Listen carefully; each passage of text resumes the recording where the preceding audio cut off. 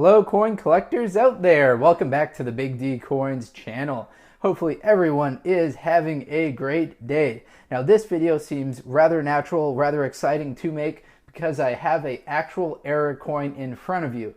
Some people have been critical in the comment section that I often talk about coins that I don't physically have in front of me and that I should be talking about my own coin collection. So this is actually one where I have an error coin that's part of my collection that I can share with you. Now the main reason I talk about other people's coins is because those tend to be the more extreme errors or the more extreme rarities that people are interested in. So it's helpful, I think, when I do research on a coin, find some interesting stories and then share that with you, regardless of if I actually have the coin in front of me or not.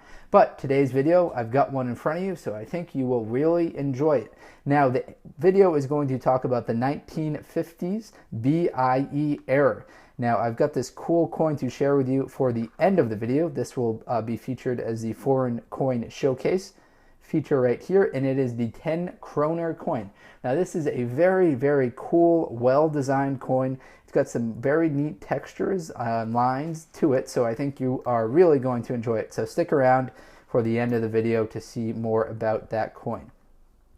Now the coin on the left, I'm going to use that as my control. So this one on the left is a 1983 penny, just a penny that's a nice crisp shape, and you can see what the Liberty is supposed to look like. And then we transition to the one on top right here, and you can see on the E that there's a little bit of extra metal hanging off.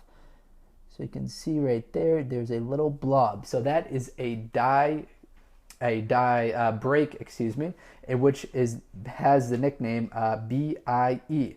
Now, I've talked about the BIE errors before, but I want to make this video over again and give you some new information. When I first made this video, I didn't actually know that there are a lot of different similar errors to the BIE. Now, it depends on where the die break lines. So if the die break is aligned between the rim and the L, that's what's known as the ILI. Then going kind of left to right, we have the LII, the IIB, the BIE, the most common one, the EIR, the RIT, the TIY, and the TYI. Now that's because the die break appears to have the shape of an I. The extra metal is kind of a little vertical, so that's why people call it the I, and insert in between whatever break it appears. Now the BIE error is named after the fact that the error is between the B and the E in Liberty. The thin area between the B and E seems to be the most frequent part of the Lincoln cent die to crack off. The letter I that appears to be between the B and the E is the reason why that the error is called the BIE error. There are over 1,500 types of BIE errors. The majority of BIE errors occur on Lincoln cents dating in the 1950s. So it's fitting that I've got a 1957 right here in front of you. Now there are some very, very valuable ones out there. Those seem to occur on the 1955S. Those generate the most amount of money. Now there are two main variables that will determine the value of your BIE error coin, and that is the overall condition of the coin.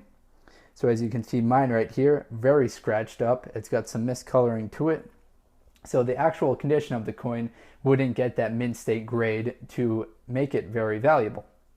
The other is the severity of the error. If you look up different pictures of BIE die breaks, you can see that some of them, there's a complete filled in section between the B and the E. So it's not just a issue of their extra metal on the E.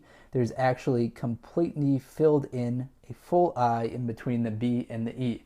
Now those ones are going to be very valuable. And there are 1,500 different types of BIE errors. I'm not sure what mine would classify as right here. Some type of extra metal on the E, extra die break running along the vertical portion of the back of the E. That's how I would classify it as.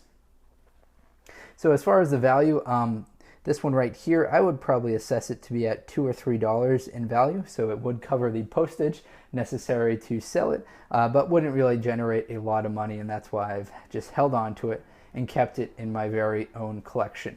Now they can go up in price up to $50, $100 depending on the grade and the severity of the error, like I've mentioned a couple times.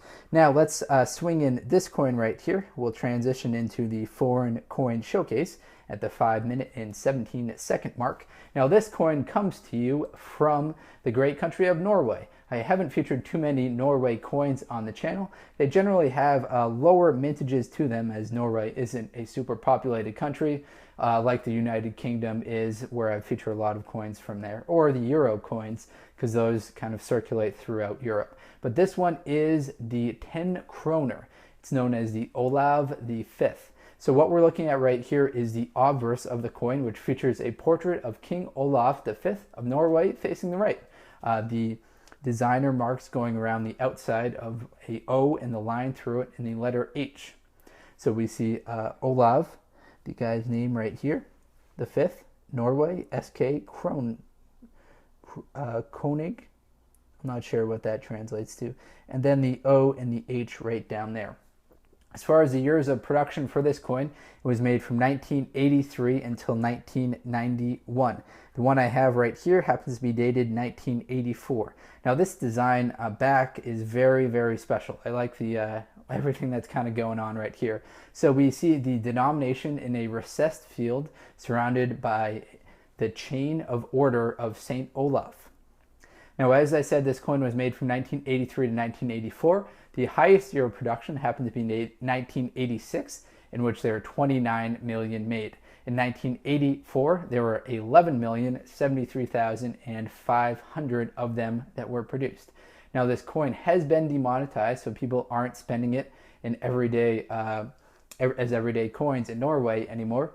They officially demonetized it September 15th, 1995. All right, hopefully you enjoyed this nice look at this 10 kroner coin coming to you all the way from Norway. And let's recap what we talked about with the BIE era. So if you got a penny from 1950s, I would